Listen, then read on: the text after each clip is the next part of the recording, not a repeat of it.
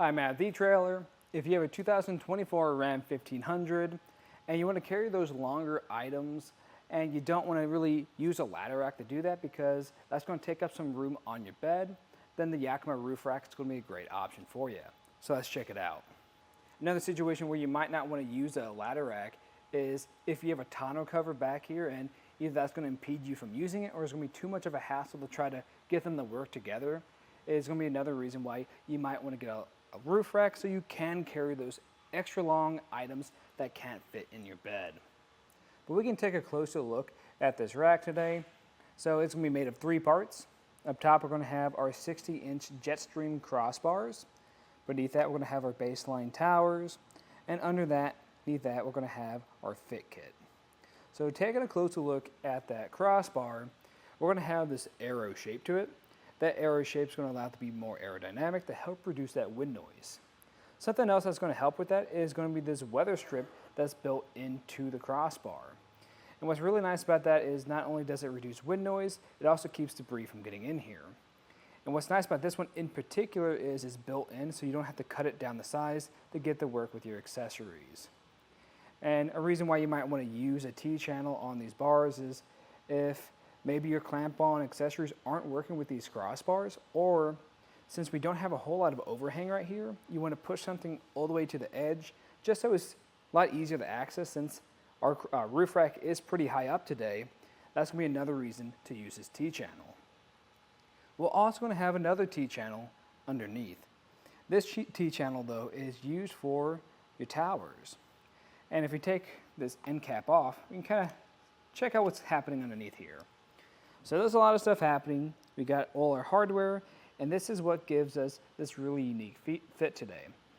That's why I like these towers is they're really adaptable. They can really contour to our roof. Now today our roof doesn't really change that much. It's mostly flat, but in some situations where you do have a lot more extreme like curvatures to your roof, that's where these are really going to stand out. And if I put this end cap back on, you notice we're going to have this little circle right here. That's just a placeholder.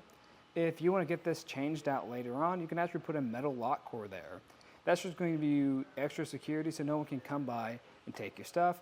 And you can get this key to like with any of your other Yakima accessories. And then beneath that, we're going to have our fit kit. And our fit kit is what's attaching this to our roof today. And I'm liking the fit pretty okay. It's grabbing onto our gutter, giving us a really secure fit. Something I'm not a huge fan of though is how it sits around this point here. A lot of times these will have just custom fit cutouts that will grab onto edges like this. We're really not getting anything like that. It's pretty much sitting flat here, but even when I come by here and really try to pull on this, this doesn't feel like it's going anywhere though. Now we can get a few measurements just to see how this is going to live up here. So the first one I'm going to get is going to be the distance underneath our crossbars. That's going to be about 3 inches. So that's something to really think about when you have more bulky clamps underneath here. You should have enough room for it to sit, but operating them might be a little bit tricky. That's just going to depend on what accessories you have here. Then the next one I'm going to get is going to be the overall height it adds, which is going to be slightly over 4 inches, which is pretty good, sort of low profile. What I'd recommend though is just taking the total height of your vehicle, crossbar, and if you have anything on top of that, include that too, so you know what areas you can make it under. A spot to really think about would be a garage. And we are going to have a fair bit of overhang, so if you have any smaller clamp-on accessories, they should fit around that. So something to think about would be some smaller ski carriers. Their straps might fit around here. Now, we don't have a whole lot sticking out, so if you have those more bulky clamp-on accessories for a kayak, that probably isn't going to fit here. That's where that T-channel is really going to take play. Now, the next thing I'm going to get is going to be our crossbar spread. And this is important because we have a fixed mounting system today, so this won't be able to be adjusted, and that's going to be at 32 inches. So it's important that you check that your accessories are going to work with that, because if they can't make that distance, you won't be able to change this. You are going to be able to put a decent amount of equipment up here, and what your limiting factor is, at least weight-wise, is probably going to be your roof. So what I'd recommend doing is just checking your owner's manual and then just checking what this kit is rated for and going from the lowest rated component. Now, in my opinion, I think this is a great fit for what we have today. Yakima makes a great product, and I really like that you can get it key to like with your other accessories. Now, I'd actually recommend the Thule Roof Rack over this one. The reason is because where the Yakima Roof Rack really shines is when you have a lot of change to your roof.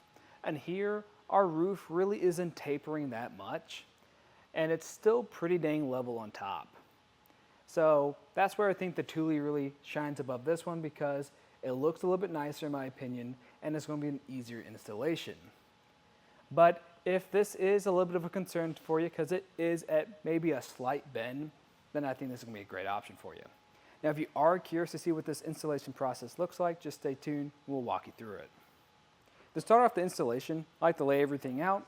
You probably already noticed I installed my front crossbar. Now, there will be, or probably be, a few differences in the measurements, but I'll talk about that later on.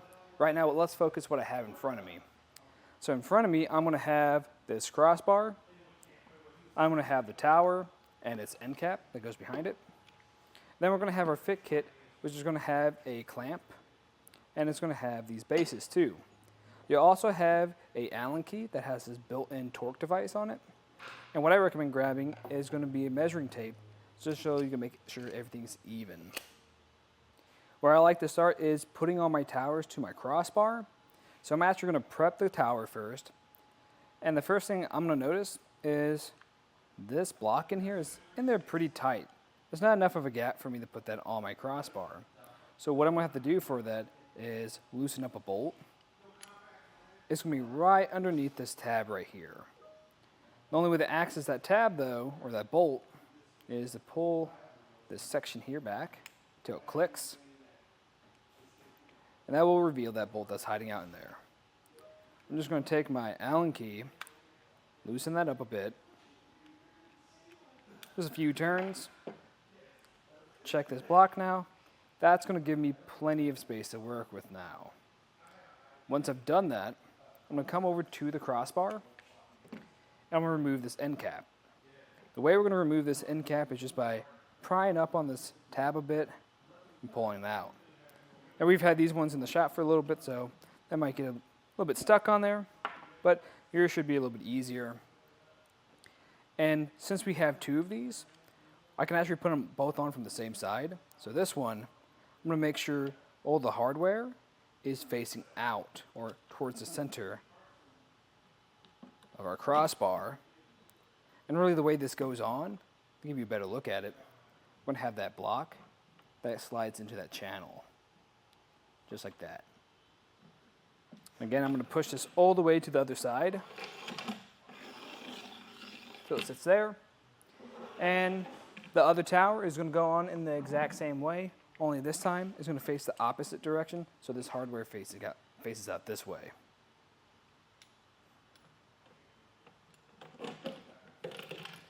And then just make sure you put your end caps back on.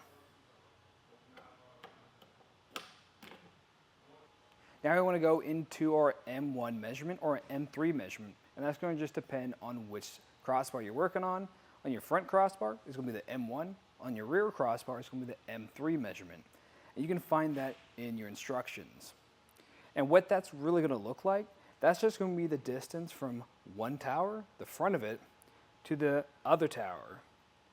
Now, an easy way to get that measurement is to really take that number in half and then go from the center.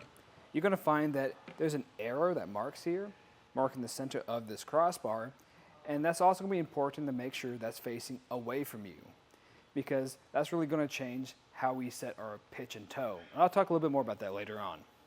But like I said, we're just going to half the number that's in our instructions, going from the center.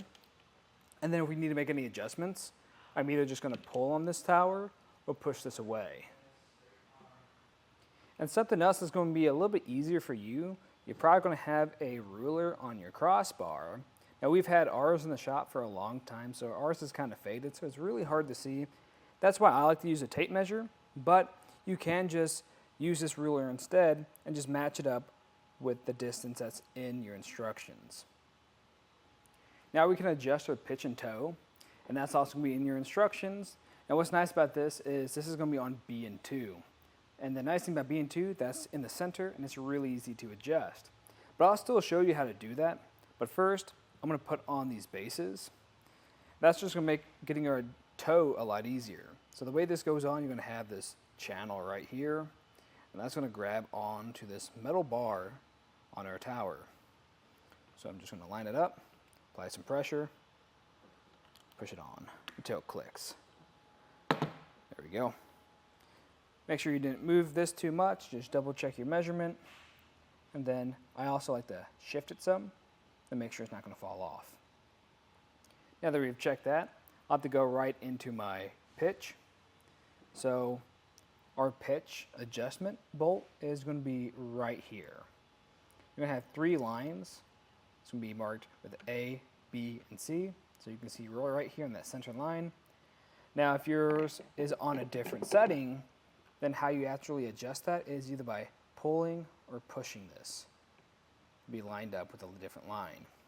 But I'm going to make sure mine stays on B, the center line, then use my included tool to tighten that down completely until this device clicks, like that. And then I'm going to go to my toe, which is going to go by 1, 2, 3 settings. And right now it's on the 3 setting, so I'm going to have to adjust that. So the first step to doing that is loosening up this bolt.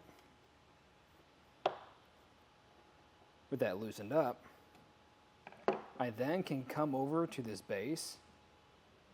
I really just have to turn or twist this until that lines up with that center line.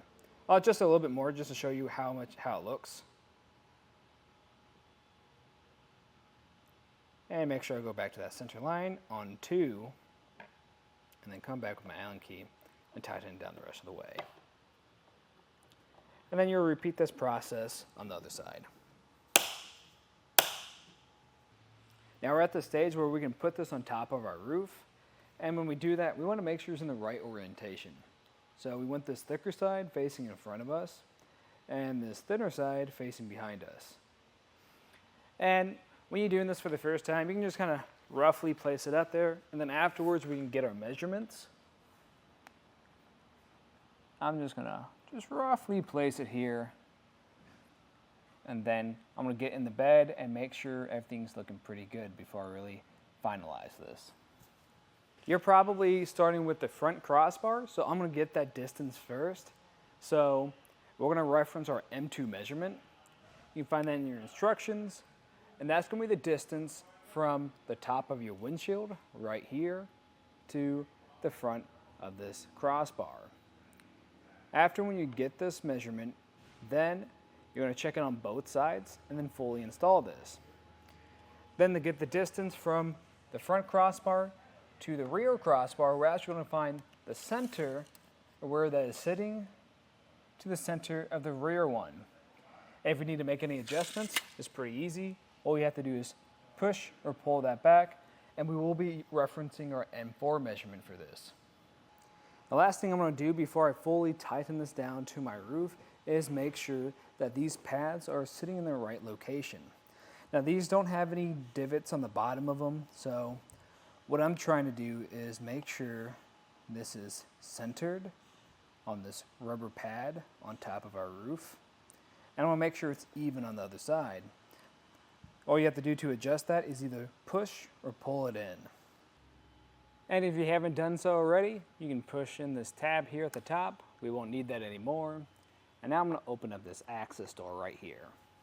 You're going to find that we have 2 bolts. One's kind of flipped around, so I'll have to fix that. All you have to do is just turn it over, making sure that hooked edge is on the bottom, like that.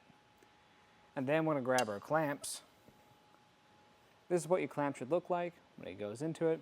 It's going to be this big opening, and that bottom of that drive bolt is going to grab onto it, just like that. Now if you notice this does not look like it's going to be able to grab around our gutter. So what I'm going to do is make some adjustments. And the first adjustment I'm going to do is adjust my drive bolt, and that's going to push it out some. So you'll see this will expand past where that gutter sits.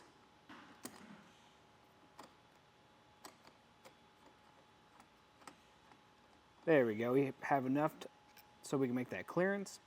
Now if you run into the situation where this is pushed too far down and you can't get it to grab onto that lip, what you have to do is come over here to the swing bolt, loosen that up a bit, and that'll be pushed up. But right now we're in a good situation, so I have to actually like to start with the swing bolt and push that downwards, and you can see it's moving now. You're just kind of pushing down until you get a little bit of pressure, and it's being flush against our truck. Then I'm going to come down to that drive bolt and tighten this some until it's flush against that gutter. Neither one of these I'm tightening down completely, because if I tighten down too much, it's really going to affect my fit today, and it won't make sure everything's even. So I might just adjust that a little bit more till I get a fit that I like. And with this loosely in place, I'm going to repeat this on the other side, just going back and forth until this is completely tightened down. And the way you're going to notice this is tightened down completely is when you hear this click, like that. And then you'll come over to your drive bolt, do the same thing. It'll start to click, letting you know it's tightened all the way down. We're just going to push this access door and then give it a good shake test. And if it doesn't feel like it's moving, then you should be good to go. And the last step really is just going to be putting on our end caps.